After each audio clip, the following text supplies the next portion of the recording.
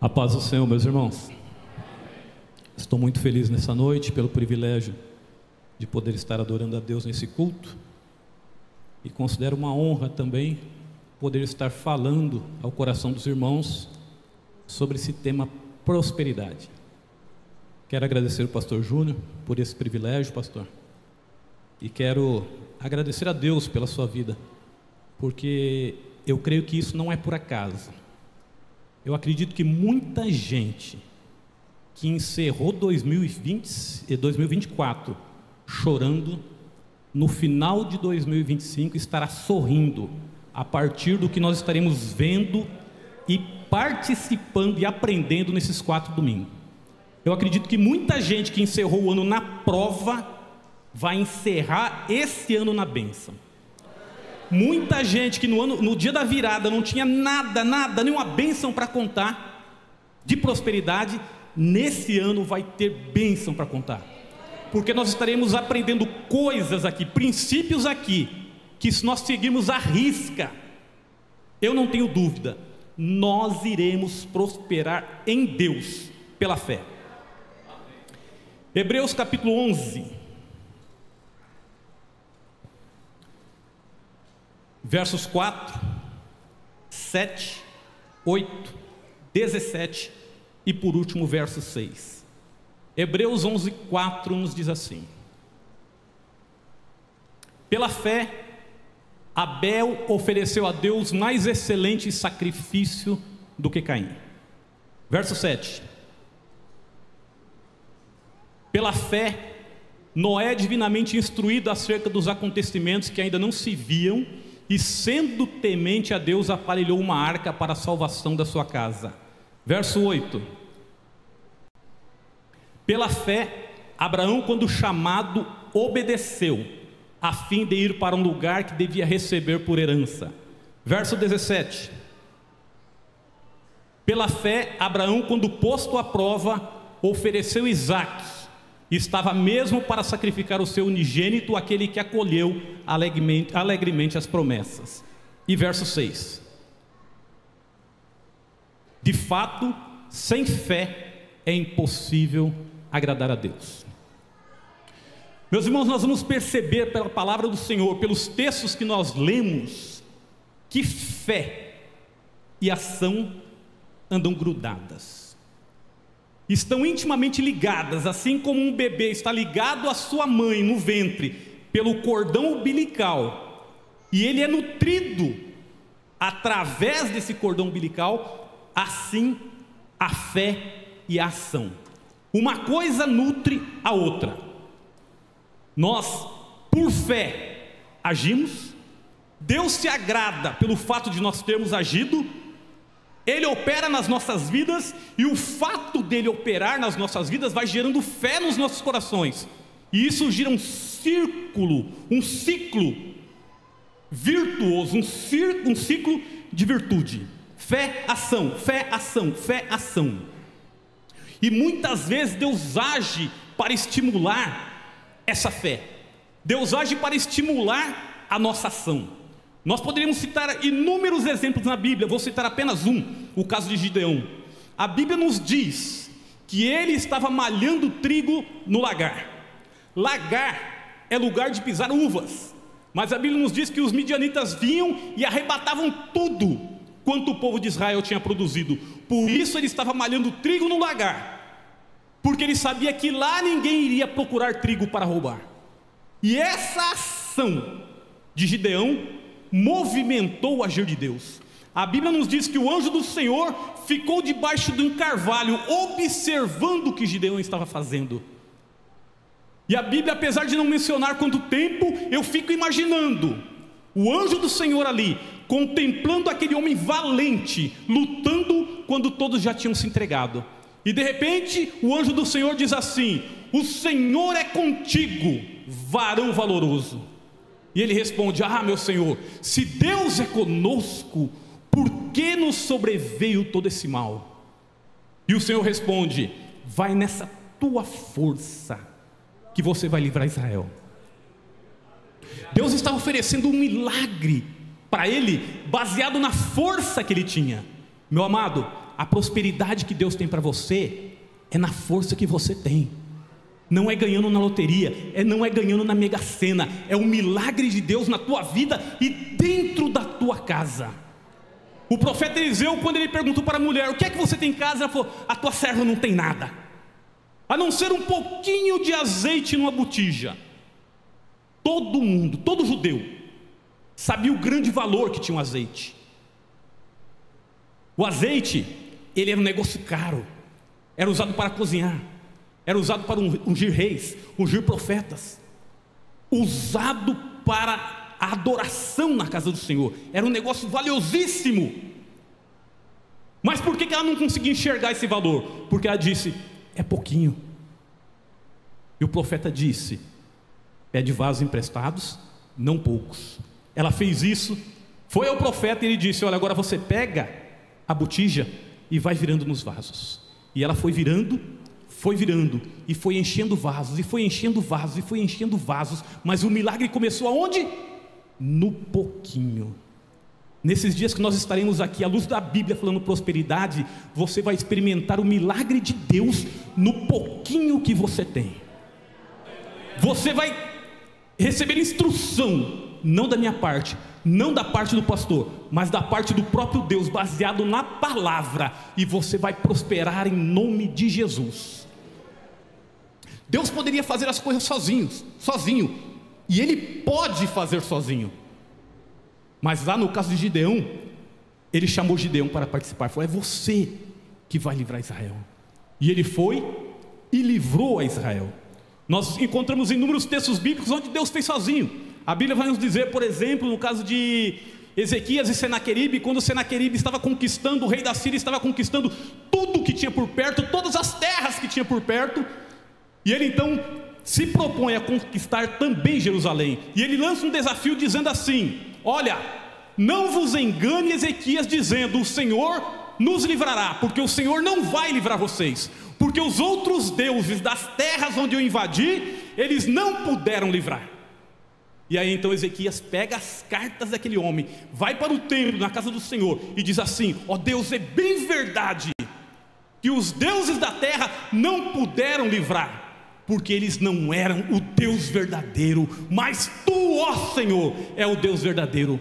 Deus envia uma mensagem pela boca do profeta e diz assim: esse homem não vai entrar na cidade, ele não vai disparar nela flecha, porque eu vou guerrear pela cidade. E a Bíblia nos diz que Deus enviou um anjo, e houve uma grande mortandade no meio do exército dos assírios, porque Deus sozinho garantiu a vitória. A Bíblia vai nos dizer que depois que Sansão lutou e guerreou contra os filisteus, venceu e trouxe um grande livramento para Israel. Ele estava sedento num lugar onde não tinha água, e ele disse: eu devo morrer agora, depois do livramento que eu fiz. E Deus fez brotar água da rocha, e Sansão bebeu daquela água. Deus operou sozinho, sem a ajuda de ninguém. A Bíblia vai nos dizer também que Josafá estava enfrentando uma grande dificuldade, porque os reis de Moabe, Amon e das montanhas de Seir se juntaram, fizeram uma confederação para guerrear contra ele.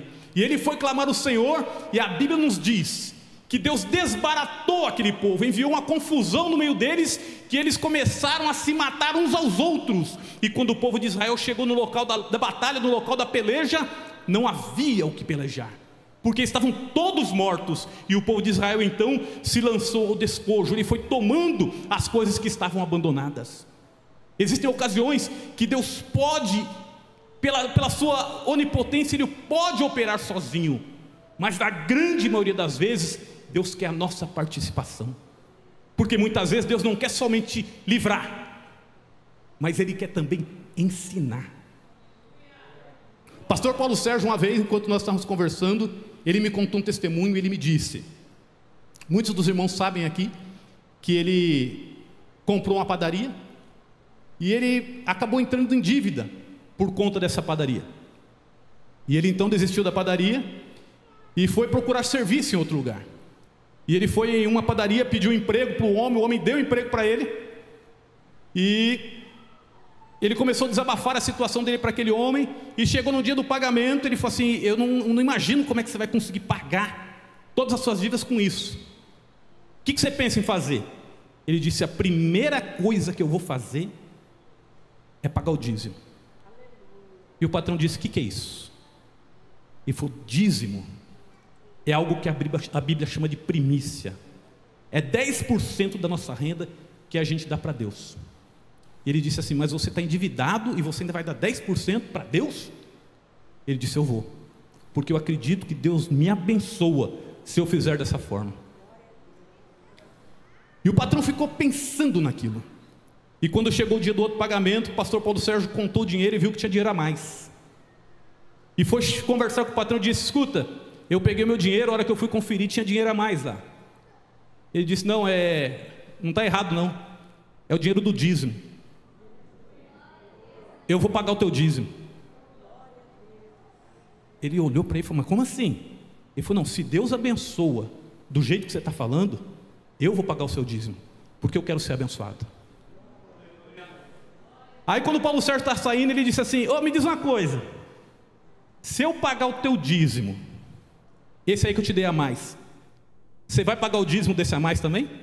Ele falou: vou. Ele falou: então põe na minha conta que eu quero pagar, eu vou pagar o teu dízimo inteiro. E quando o pastor Paulo Sérgio saiu de lá, meus irmãos, quando ele entrou, eles faziam 2.000 pães por dia.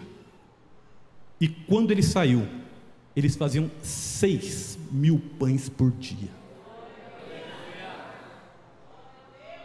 Perceba que Deus abençoa um homem que não entende nada de Bíblia, abençoa um homem que não conhece a igreja, que não foi batizado nas águas, mas entendeu um princípio bíblico, que é princípio de mordomia. Ele foi abençoado, abençoou o pastor Paulo. Quando o pastor Paulo saiu de lá, as dívidas estavam pagas. E quando o pastor Paulo saiu, a padaria estava faturando e ele vendeu a padaria por bom preço, mudou de ramo e hoje ele está rico. Aquilo que Deus fez por um homem que não conhece a Deus, o que é que você acha que Ele pode fazer por você?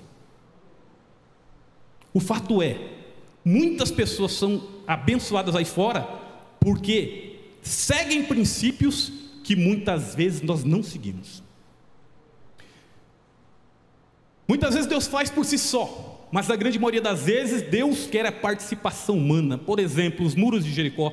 Quando o povo de Israel entra na terra de Israel, eles se deparam, atravessam o Rio Jordão, se deparam com a cidade de Jericó, e Deus então monta uma estratégia para conquistar a terra. Ele falou: vocês vão rodear a terra uma vez por dia, durante 6 dias. No 7º dia vocês vão rodear a terra por 7 vezes, e no final do percurso, na 7ª vez, vocês vão bradar pelo Senhor e por Gideão, vão levar os seus cântaros acesos, e o muro vai ruir. Deus podia ter derrubado o muro sozinho, mas Deus quis a participação humana. E os irmãos vão entender exatamente, daqui a pouco nós falaremos sobre isso. Levítico capítulo 25, verso 1 ao 7, por favor.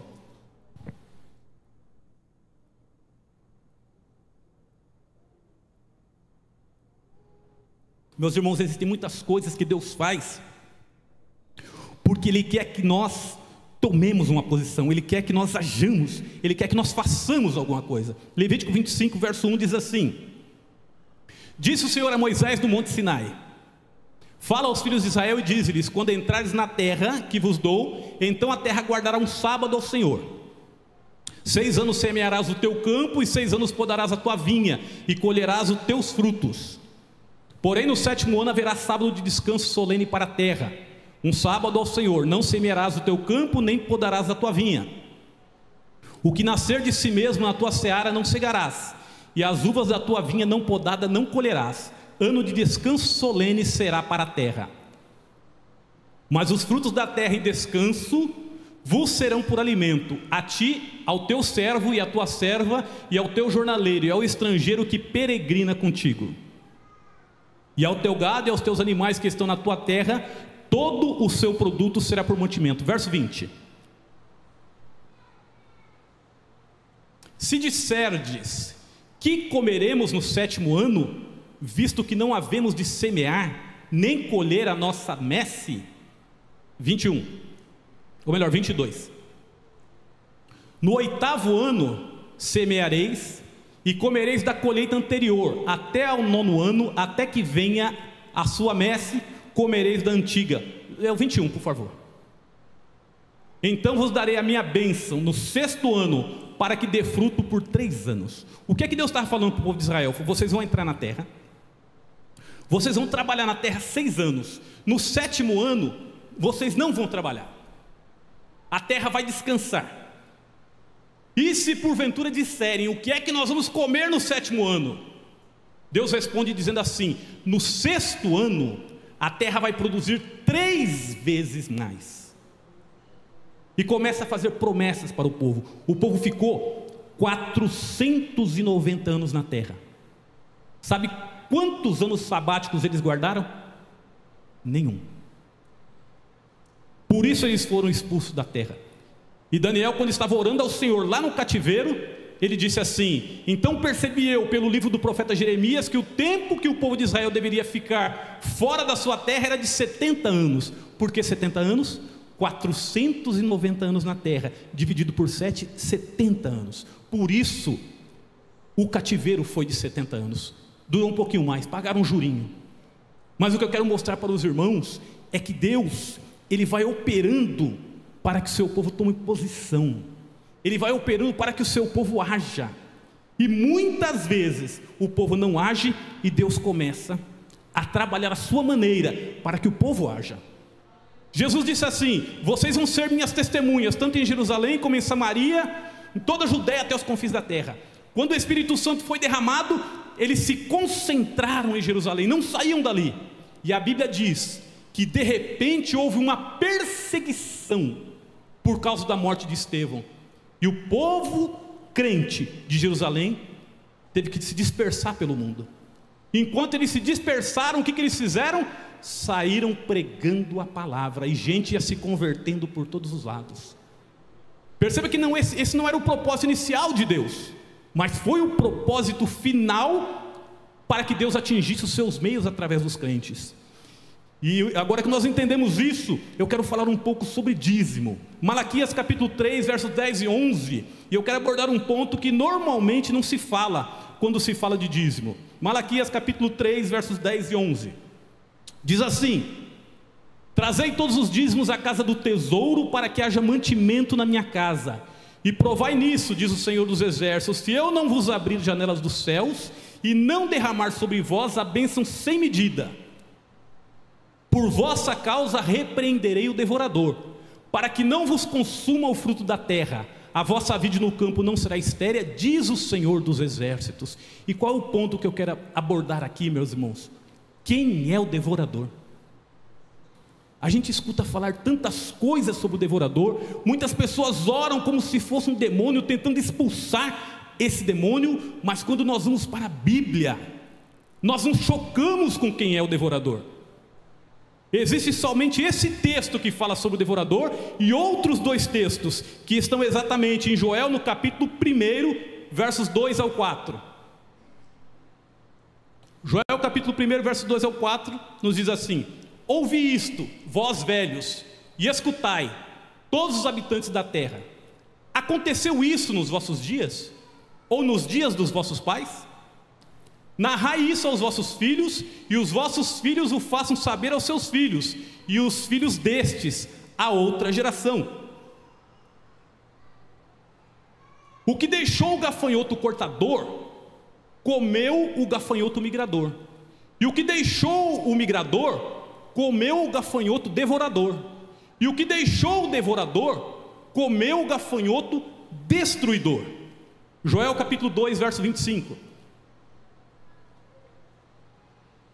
Restituir-vos-ei os anos que foram consumidos pelo gafanhoto migrador, pelo destruidor e pelo cortador, o meu grande exército que eu enviei contra vós. De quem era o exército? De Deus. Deus enviou o exército. No livro de Joel não fica bem claro se é gafanhoto ou se é exércitos invasores, mas o fato é que eles adentravam na terra para impedir a prosperidade. Capítulo 1 de Joel vai dizer assim: Pergunta aí se alguém já ouviu uma história dessa. O que sobrou do migrador, comeu o cortador. O que sobrou do cortador, comeu o devorador. E Deus pergunta se alguém já viu um negócio desse. Porque ninguém tinha visto, irmãos. Aquilo era o próprio Deus mandando essas coisas sobre o povo de Israel para que eles não prosperassem sem a participação divina. E muitas vezes as pessoas ficam orando, repreendendo o demônio. Não é. A Bíblia vai nos mostrar em Malaquias 3,10 que Deus repreende o devorador. É alguém, algo, uma circunstância que o próprio Deus levanta para nos levar ao caminho da fidelidade e ao caminho da ação. Agora veja bem, Provérbios capítulo 3, verso 9.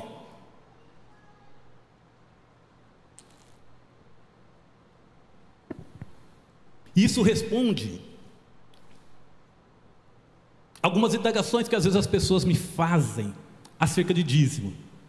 O texto diz assim: honra ao Senhor com os teus bens e com as primícias de toda a tua renda. Nos nossos dias, primícia, o que é? Aqui nos nossos dias, no nosso contexto, o que é primícia? O que é primícia, meus irmãos? Primeiro, primícia é primeiro, mas para o nosso contexto aqui hoje, quando a gente entrega uma primícia, o que a gente entrega? Dízimo. E dízimo equivale a quanto? Em porcentagem. E nós temos que honrar o Senhor com quanto?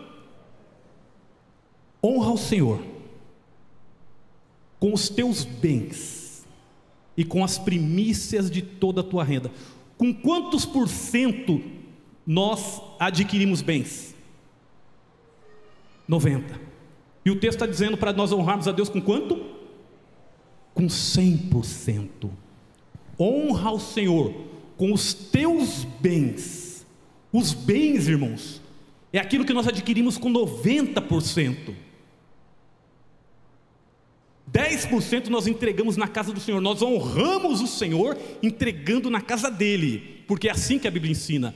E os outros 90% nós honramos ao Senhor com uma boa administração, que nos garanta bens para nós honrarmos a Deus. Quando nós não conseguimos entender isso, nós não prosperamos, porque nós estamos ferindo um princípio na Bíblia, que é chamado princípio de mordomia. O que é isso, irmão Wagner? Princípio de mordomia é aquele entendimento de que nós não temos nada. Davi ensinou sobre isso. Vamos dar uma olhada? Livro das Crônicas, primeiro livro das Crônicas, capítulo 29, versos 12 ao 14. Primeiro livro das Crônicas, 29, 12 ao 14. Davi disse assim: riquezas e glória vêm de ti, tu dominas sobre tudo, e na tua mão há força e poder. Contigo está o engrandecer e a tudo dar força. Agora, pois, ó nosso Deus, graças te damos e louvamos o teu glorioso nome, porque quem sou eu e quem é o meu povo para que pudéssemos dar voluntariamente essas coisas? Porque tudo vem de ti, e das tuas mãos tu damos. Algumas versões trazem: das tuas mãos te devolvemos.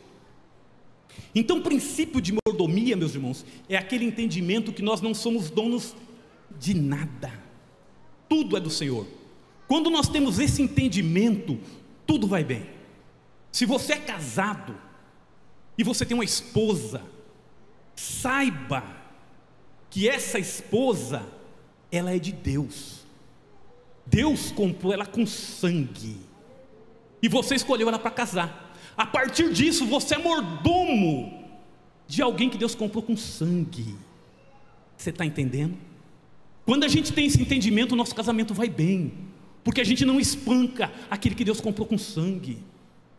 Quando a gente tem esse entendimento, o nosso casamento vai bem, porque a gente não difama aquele que Deus comprou com sangue. Quando a mulher tem esse entendimento, o casamento vai bem, porque a mulher trata bem aquele a quem Jesus comprou com sangue. E nós temos que entender que nós somos mordomos. Isso é princípio de mordomia. Nós não temos nada, tudo é de Deus. E o provérbio vai dizer assim: honra ao Senhor com os teus bens, 90%, e com as primícias de toda a tua renda. Você honra a Deus com os 10% que você entrega e com os 90% que você administra. Dizimar e ser negligente com os 90% e achar que Deus é obrigado a te socorrer, não é bíblico. Vou mostrar. Mateus capítulo 4, verso 6. O Senhor Jesus foi tentado pelo diabo, e a Bíblia vai nos dizer assim, que o diabo levou Jesus até o alto do pináculo do templo e disse assim, e lhe disse: se és o Filho de Deus, atira-te daqui abaixo, porque está escrito: aos seus anjos ordenará a teu respeito que te guardem, e eles te sustentarão nas suas mãos para não tropeçares em alguma pedra. Verso 7. Respondeu-lhe Jesus: também está escrito: não tentarás o Senhor teu Deus.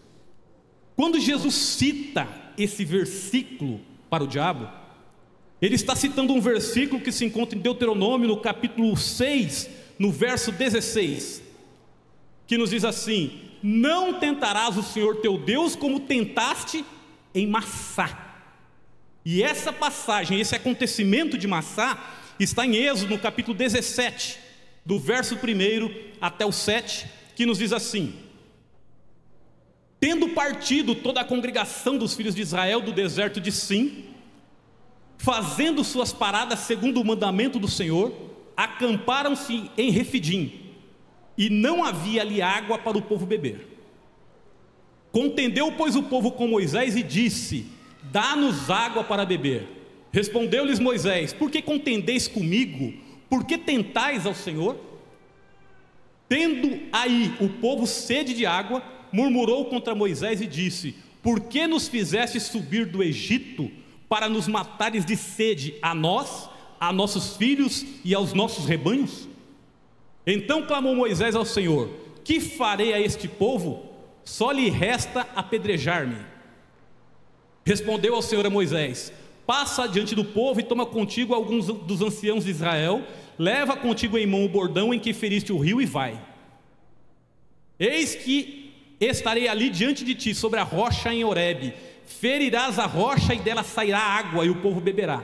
Moisés assim o fez na presença dos anciãos de Israel, e chamou o nome daquele lugar Massá e Meribá, por causa da contenda dos filhos de Israel, e porque tentaram ao Senhor dizendo: está o Senhor no meio de nós ou não?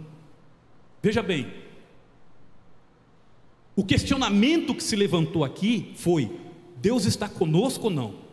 Se Deus está conosco, Ele tem que provar, tirando a água da rocha.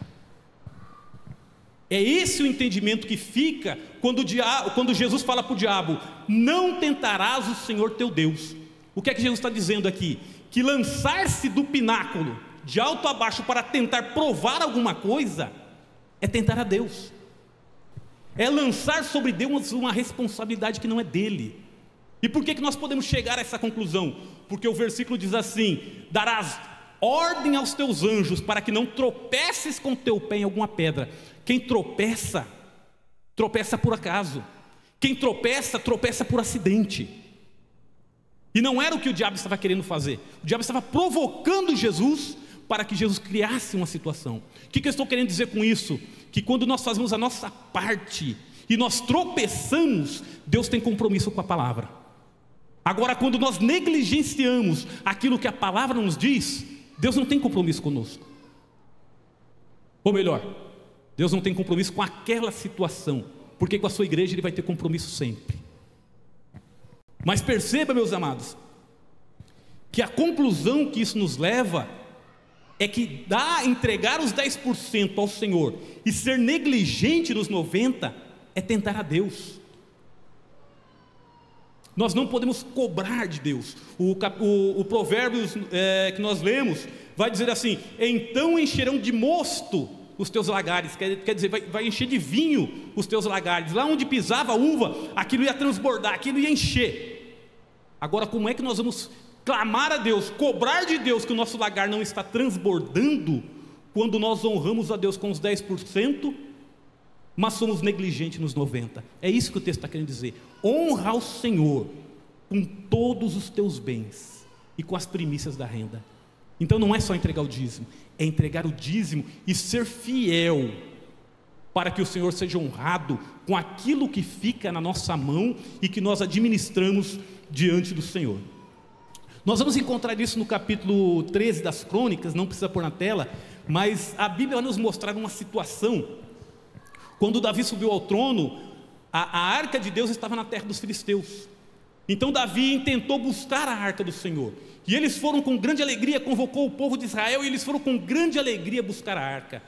E lá eles tomaram a arca do Senhor, que estava sobre uma junta de bois, e trouxeram a arca do Senhor sobre essa junta de bois. E a arca do Senhor adentrou na terra de Israel, estava adentrando na terra de Israel, e a Bíblia nos diz que os bois tropeçaram. E quando os bois tropeçaram, a arca do Senhor caía. E um moço, por nome Uzá, colocou as mãos na arca, e a Bíblia diz que o Senhor o fulminou. E houve grande tristeza em Israel por causa da morte daquele moço. Então Davi temeu em levar a arca para a casa do Senhor, e deixou a arca na casa de um homem por nome Obed-edom. Quando estava em Israel, o povo de Israel começou a falar para Davi: eis que o Senhor está abençoando Obed-edom, e ele está prosperando em tudo o que ele tem, por causa da presença do Senhor. Davi mais uma vez intentou buscar a arca, e ele subiu com o povo. Houve um grande temor no meio do povo, por causa dos acontecimentos da última tentativa. E então Davi diz assim: aquilo aconteceu porque nós não o buscamos segundo o decreto divino. A arca era uma caixa de madeira de acácia, era revestida de ouro por dentro e por fora, e a presença de Deus se manifestava ali. Ela tinha uma tampa que era chamada de propiciatório, tinha 2 querubins, um de cada lado. E quando a Bíblia diz que a glória do Senhor se manifestava no tabernáculo ou no templo, a glória do Senhor, ela começava a se manifestar em cima do propiciatório, e ela tomava toda a casa, de maneira que muitos textos vão dizer que os sacerdotes sequer conseguiam ficar de pé, porque a glória do Senhor havia tomado a casa. Mas a glória começava onde? Em cima do propiciatório, debaixo das asas dos querubins. Por que isso? A Bíblia vai nos dizer que quando o sacerdote adentrava naquele lugar, no Santo dos Santos, ele aspergia aquele lugar com sangue, e aquilo tem uma figuração para nós. Deus se manifestava ali, e quando ele olhava para baixo, ele não via o pecado do homem, porque tinha 3 coisas que acusavam o homem ali de pecado: a tábua da lei, que Moisés quebrou quando o povo estava adorando o bezerro de ouro; a vara de Arão, que testificava contra a rebeldia do povo; e o maná, que testificava contra a rebeldia do povo, porque Deus disse assim: vocês vão colher 6 dias, no 7º ninguém colhe. E a Bíblia diz que não criava bicho, mas quando eles estocaram no 6º dia, aquilo criou bicho, porque eles desobedeceram a voz de Deus. Então as 3 coisas que estavam ali testificavam contra o homem. Então quando o sacerdote adentrava, ele aspergia sangue sobre aquele propiciatório, de maneira que quando Deus se manifestava, ele não via a rebeldia do homem. O que ele via? Sangue. Por isso Jesus Cristo, João Batista disse acerca do Senhor Jesus: eis o Cordeiro de Deus que tira o pecado do mundo. Porque aquele sangue não tirava o pecado do mundo, aquele sangue só cobria o pecado do homem, para que Deus não derramasse a sua ira sobre o homem. Agora o sangue de Jesus Cristo, ele tira o pecado do mundo. E foi exatamente essa arca, quando os bois tropeçaram, que Uzá colocou a mão nela, e ele foi fulminado. Na segunda vez que eles foram buscar a arca, a Bíblia nos diz que eles então a trouxeram segundo a lei. E o que é que a lei dizia? A arca, ela tinha argolas nas suas 4 pontas, e tinham varas de madeira que eram revestidas de ouro, e os sacerdotes deveriam transportar aquela arca, e eles então colocavam o varal, aquelas varas, nas arcas e transportavam sobre os ombros. E quando eles fizeram dessa forma, a Bíblia diz que houve grande alegria em Israel. Perceba que Davi era um adorador excelente, talvez o maior adorador da Bíblia, mas nem mesmo ele, sendo um grande adorador, deixou de ser responsabilizado por aquilo que ele fez que não deveria fazer. Quando ele buscou segundo a lei, segundo o que Deus havia determinado, a bênção de Deus estava sobre a vida do povo, e o povo se alegrou com grande alegria. Conta-se uma história que 2 amigos foram pescar no Pantanal Mato Grossense, e o lugar que eles estavam era difícil, era de difícil acesso. Então eles contrataram um hidroavião, que são aqueles aviões que decolam na água. O piloto deixou eles por lá e falou: pode voltar daqui uma semana. Voltaram com uma semana, o piloto voltou com uma semana, e a hora que o piloto chegou onde eles estavam, ele viu aquele mundaréu de peixe.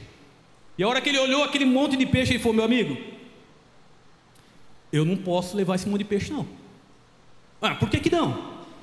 Porque o avião não aguenta, o avião não vai nem decolar com esse monte de peixe. Ô amigo, não faz isso não, ficamos uma semana pescando aqui, ó, leva o peixe para nós. Não, não posso, o avião não decola. O piloto do ano passado levou para a gente, mas tinha esse tanto de peixe? Tinha mais. Nós demos um dinheirinho por fora e ele levou para a gente. O piloto pensou. Pô, rapaz, você tem certeza que o piloto levou? Levou, nós demos um valor para ele, e se você quiser a gente dá o dobro para você. Ele pensou bem e disse: está fechado. Pegou o dinheiro, carregaram o hidroavião, encheram de peixe no hidroavião, e o hidroavião foi na água tentando levantar com muita dificuldade, até que levantou, e foi aquela alegria total.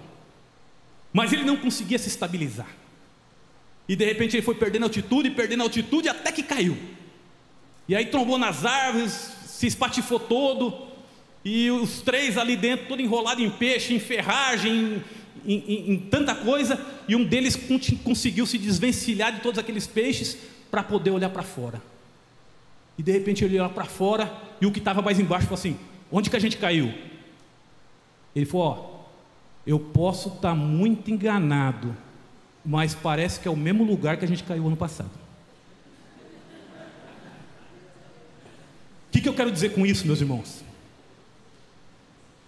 Nós temos uma tendência, o nosso coração tem uma tendência a cometer erros e a repetir os mesmos erros.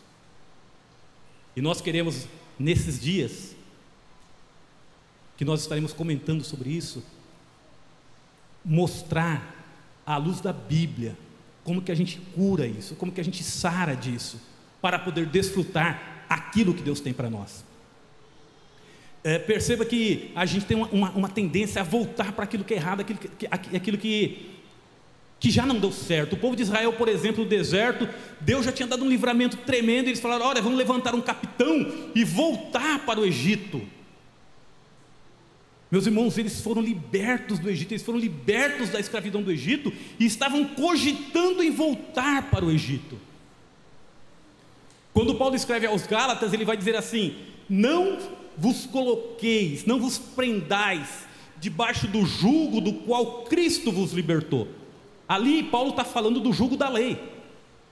Mas perceba como que é estranho, alguém que estava na escravidão, agora está na liberdade e ainda quer voltar para a escravidão. E muitas vezes nós fazemos assim. O livro de Provérbios vai dizer no capítulo 22, no verso 7: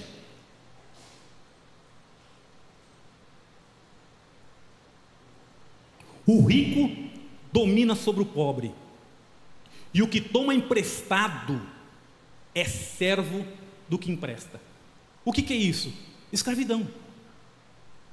O servo, meus irmãos, ele não trabalha para ele mesmo, ele trabalha para enriquecer o patrão, o dono dele. E muitas vezes nós fazemos isso. O servo, ele não tem vontade própria, alguém manda nele. E muitas vezes nós fazemos isso. Os irmãos acreditam que quando você tenta se santificar para Deus, você acredita que o inferno se levanta contra você? Sim ou não? Você acredita que quando você tenta ter uma vida de oração para glorificar o nome do Senhor, o inferno se levanta contra você? Sim ou não? Você acredita que quando você quer levar uma vida de testemunho para honrar o nome do Senhor, o inferno se levanta contra você? Sim ou não? Então veja bem, na vida de santificação, o inferno vai se levantar contra você, para que o nome do Senhor não seja glorificado. Na vida de testemunho, o inferno vai se levantar contra você, para que o nome do Senhor não seja glorificado. Na vida de oração, o inferno vai se levantar contra você, para que o nome do Senhor não seja glorificado. Por que é que nós deveríamos pensar que nas nossas finanças isso não vai acontecer? O diabo tenta desonrar o crente de todas as formas, e na finança não é diferente. E muitas vezes ele lança tropeço que a gente nem sequer percebe. O texto que nós vimos anteriormente diz assim: aquele que empresta é servo do que emprestou. E muitas vezes, meus irmãos, a gente se torna servo sem perceber, porque a gente trabalha para enriquecer a outros. Por exemplo, pega o dinheiro na agiota. Quem é que está enriquecendo? O agiota. Nós só estamos sofrendo. Pega o dinheiro numa financeira. Quem é que está enriquecendo? A financeira. Pega o dinheiro no banco. Quem é que está enriquecendo? O banco. Nós estamos trabalhando para enriquecer a outro. Não é isso que o escravo faz? O escravo não trabalha para enriquecer a outros. Perceba que José, quando ele quis levar uma vida de santificação, ele teve problemas com a mulher de Potifar, que se apresentou nua, praticamente nua, e quis levá-lo para a cama. O Daniel, ou seja, o José então, ele enfrentou a carne. O Daniel, quando ele quis levar uma vida de oração, os homens se levantaram contra ele e disseram assim: nós só encontraremos ocasião contra esse Daniel se for na lei do seu Deus. E aí eles armaram um esquema ali e falaram assim: olha, rei, que ninguém faça oração e nenhum pedido a ninguém, a não ser a ti, num período de 30 dias. E o que é isso? É o sistema. São os 3 inimigos que nós temos que enfrentar: a carne, ou seja, nós mesmos, o mundo e o próprio diabo. Daniel então ele enfrenta o sistema que queria que ele fosse impedido de orar. Mas a Bíblia diz que quando ele soube disso, 3 vezes por dia ele orava, como dantes costumava fazer. Então Daniel, ele vence o sistema, e ele vence também a si mesmo. Ele vence a sua carne, porque 3 vezes ele orava. Jó, quando tentava dar um bom testemunho, Deus disse assim: você viu meu servo Jó, como ele é um reto, temente, desvia-se do mal? E o diabo disse assim: teme Jó a Deus porventura de balde? Toca nas suas riquezas para ver se ele não te nega. E o Jó enfrentou a fúria do diabo por causa do bom testemunho que ele deu. Os 3 inimigos clássicos do crente: o mundo, a carne e o próprio diabo. E esses 3 inimigos, eles estão muito presentes nos nossos dias hoje, e estão comprometendo as nossas finanças.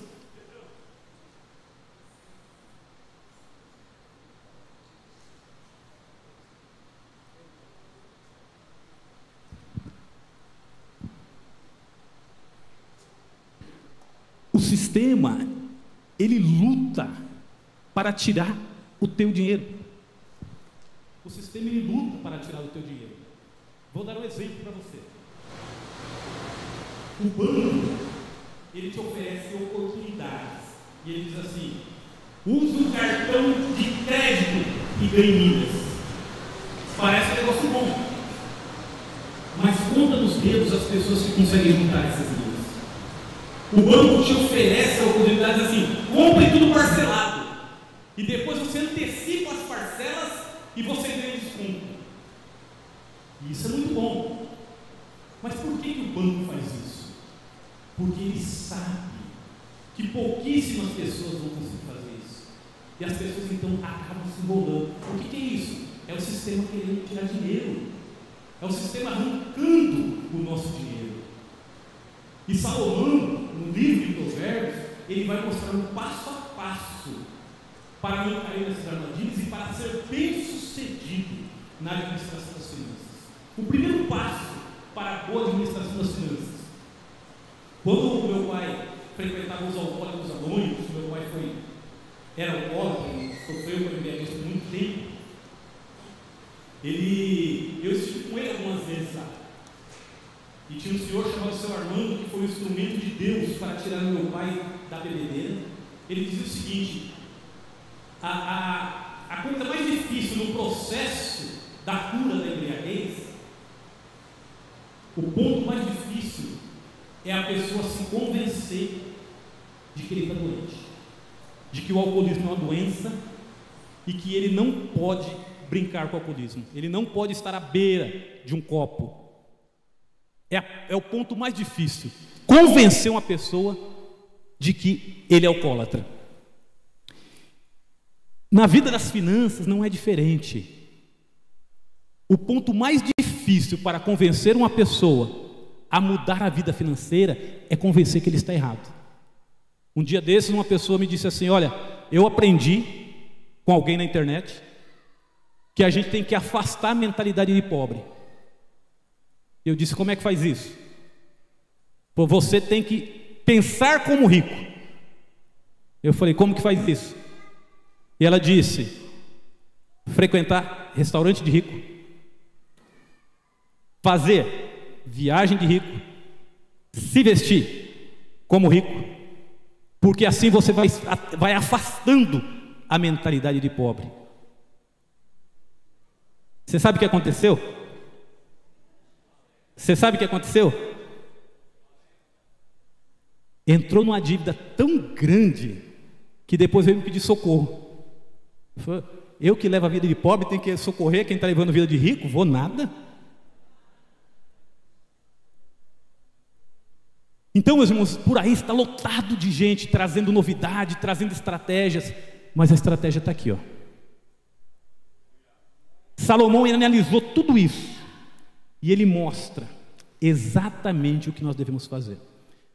Já estou encerrando, quero só contar um testemunho de algo que aconteceu comigo e com a minha esposa. Nós fomos visitar um casal que pediu a nossa ajuda, e quando nós chegamos na casa desse casal, eu falei: o que está acontecendo? Ele estava com o notebook ligado, ele virou o notebook para mim, empurrou e falou assim: está acontecendo isso aqui, ó. E a hora que eu vi a planilha dele, eu disse: irmão, como que você dorme? Ele disse: quem falou que eu durmo? Devia, especial, cartão de crédito, agiota. E quando nós vimos toda aquela situação, eu olhei e falei: irmão, eu percebo aqui, pelas suas anotações, que você não é fiel no dízimo. Ele disse: irmão, não consigo, não vai, não consigo, não sobra dinheiro, não tem jeito. E eu disse então para ele: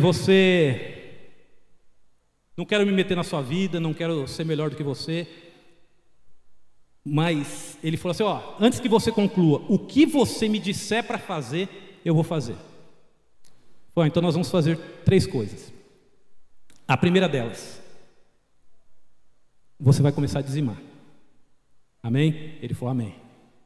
Segunda delas, você vai vender esse carro.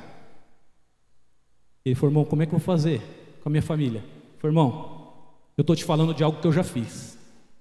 Eu vendi meu carro, nós ficamos em 4 pessoas com uma moto. Deus nos deu graça, com 1 ano a gente estava com o carro pago para nunca mais entrar nessa miséria. Escuta o que eu estou te falando, Deus vai te honrar. Falei: então vamos lá, você vai dizimar, você vai vender esse carro e nós vamos te ajudar a sair desse agiota. Fazia 12 meses que ele pagava R$500 todo mês para o agiota, e a dívida estava do mesmo tamanho. Nós ajudamos ele com a agiota, e um dia ele me disse assim: irmão, você não sonha o que aconteceu na minha vida. Cheguei no meu trabalho, Minha esposa me deixou de moto, eu entrei a pé no meu trabalho. Um amigo me viu e falou assim: por que você está vindo a pé? Ele falou: porque eu passei uma dificuldade, eu vendi meu carro. Ele falou: eu comprei um carro aberto, que eu achei que ia ser mais útil para mim, mas está lá encostado.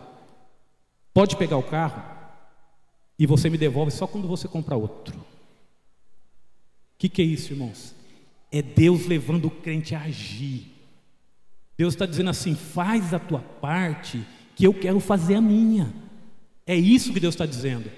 Mas não foi só isso. Aquele rapaz tinha uma causa na justiça que fazia muito tempo. E com talvez um mês e meio, ele veio aqui na porta da igreja. Eu estava saindo, ele pôs a mão no meu ombro, me deu um abraço e disse assim: você lembra aquela causa que eu tinha na justiça? Deus pôs a mão e ela saiu.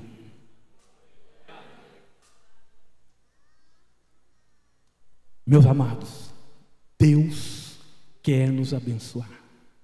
Esse ano é ano da ação.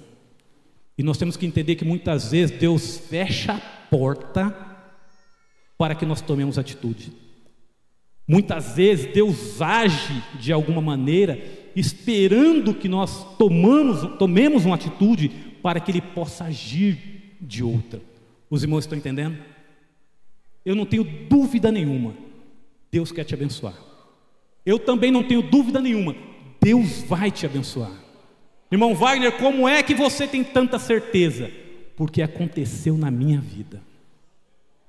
No próximo domingo eu vou dizer o que é que Deus fez comigo, como é que Deus fez e por que é que eu tenho tanta certeza que Deus vai fazer na tua vida. Os irmãos creem assim? Eu espero os irmãos domingo que vem, e aí eu vou mostrar as estratégias. Como sair das dívidas, como não entrar nas dívidas e como prosperar do jeito que Deus quer que você prospere. Que Deus te abençoe em nome de Jesus.